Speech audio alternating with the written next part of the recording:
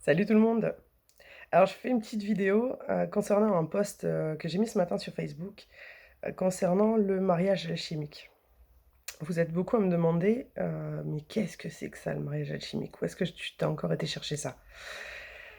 C'est une notion que je voulais partager avec vous parce que je pense que c'est quelque chose qui peut, vous parler, qui va vous parler, même si vous mettez des mots différents dessus. Alors je vais revenir un petit peu, sur, ce qui va me permettre de vous parler du mariage alchimique. Je vous ai déjà expliqué qu'à l'intérieur de chaque être, il y avait des énergies masculines et des énergies féminines. En général, ces énergies sont déséquilibrées. C'est-à-dire qu'on a une énergie soit plutôt masculine, soit plutôt féminine, en dehors de notre, corps physique. Donc on peut être une femme et avoir, une dominante d'énergie masculine, on peut être un homme et avoir une dominante d'énergie féminine. Le but du travail personnel, et c'est pas pour rien que vous êtes sur ce groupe, c'est d'essayer d'épurer tout ce qu'il y a en vous et d'essayer d'équilibrer ces 2 énergies. Alors, on parle de masculin sacré, on parle de féminin sacré, ce sont les énergies dont on parle. Et le mariage alchimique, ça va être l'équilibrage parfait de ces énergies. Alors, vous allez me dire: «Mais à quoi ça sert d'équilibrer?» On en a tous une notion, on a tous une idée, mais à quoi ça sert et à quoi ça ressemble surtout? Avant l'équilibrage, comme je vous parlais, on a une énergie dominante. Liée à ces énergies, peu importe lesquelles, qu'elles soient féminines ou masculines dominantes, on a ce qu'on appelle des blessures, j'en ai déjà parlé aussi, que ce soit, la trahison, que ce soit, le rejet, l'abandon, l'humiliation, l'injustice, plus tout un panel d'autres, sentiments, d'autres, sensations que, qu'on ressent à l'intérieur de nous. Et tout ça, tout ce qu'on ressent, tout ce qu'on vit, va créer des masques de protection, qui sont donnés par l'ego. Alors l'ego, on s'en fait toute une montagne, mais il faut pas oublier qu'à la base, l'ego est là pour nous protéger. Alors il trouve la meilleure façon, heu, possible pour lui de nous protéger. Donc d'où ces masques. Mais vous savez très bien, et vous l'avez senti, que ces masques, à un moment donné, ils nous bloquent. Ils nous empêchent d'avancer, ils nous empêchent de nous réaliser nous-mêmes. Et donc, quand on travaille sur soi, on a une démarche, qu'on appelle spirituelle. Encore une fois, c'est en dehors de toute religion. C'est vraiment une démarche personnelle pour aller chercher et guérir ces blessures qui sont, parfois ancestrales, parfois transgénérationnelles, qui sont liées à notre développement personnel, de notre petit enfant jusqu'à maintenant. Et là, en fait, dans toute cette démarche, qui est une démarche plutôt, initiatique, puisque, le chemin est aussi important que le résultat que vous allez atteindre. Ce travail, il est difficile. Ce travail, il est compliqué. Ce travail, il remue de l'intérieur. Il vous sape vos fondements.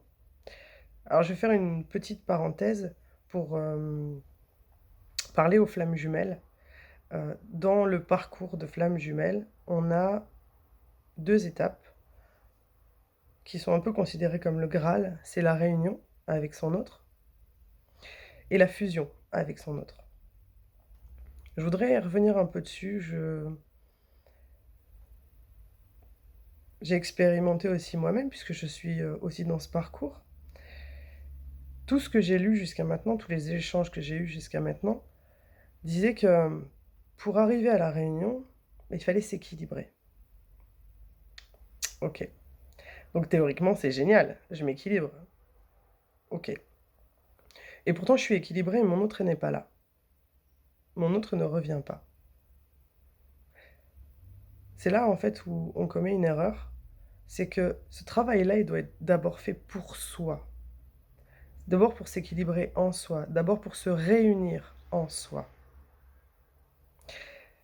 Et éventuellement, quand on est réunis à soi, quand on a réussi à équilibrer les énergies masculines et les énergies féminines, quand on a réussi à faire tomber les masques ou au moins à les comprendre, quand on arrive à gérer les émotions pour ne plus qu'elles nous impactent, là, on peut dire qu'on est réunis à soi.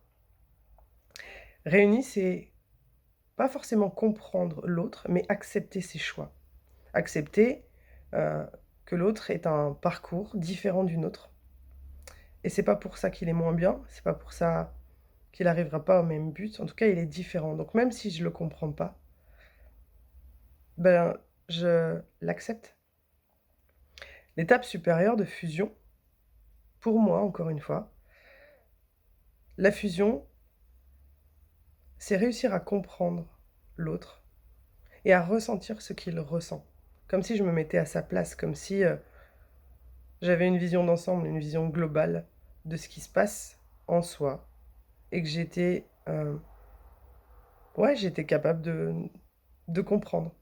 Pour une fois, de comprendre.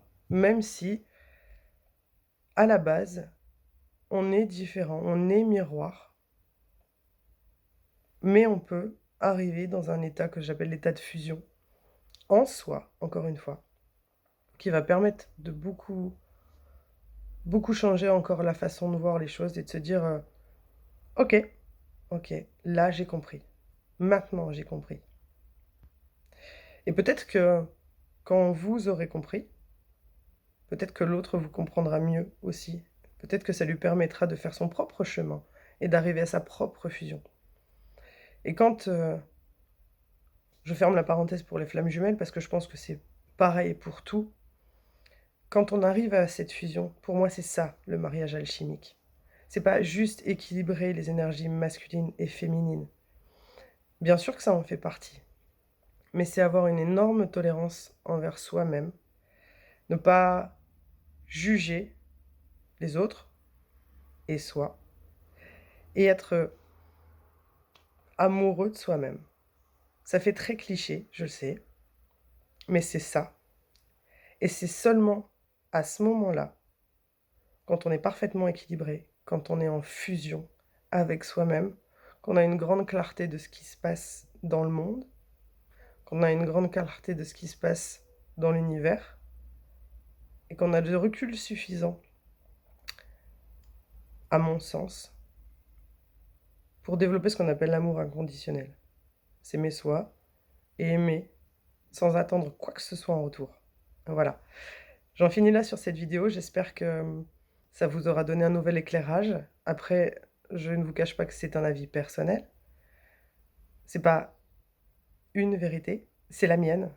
Vous avez le droit d'avoir une vérité différente, vous avez le droit d'avoir votre propre vérité.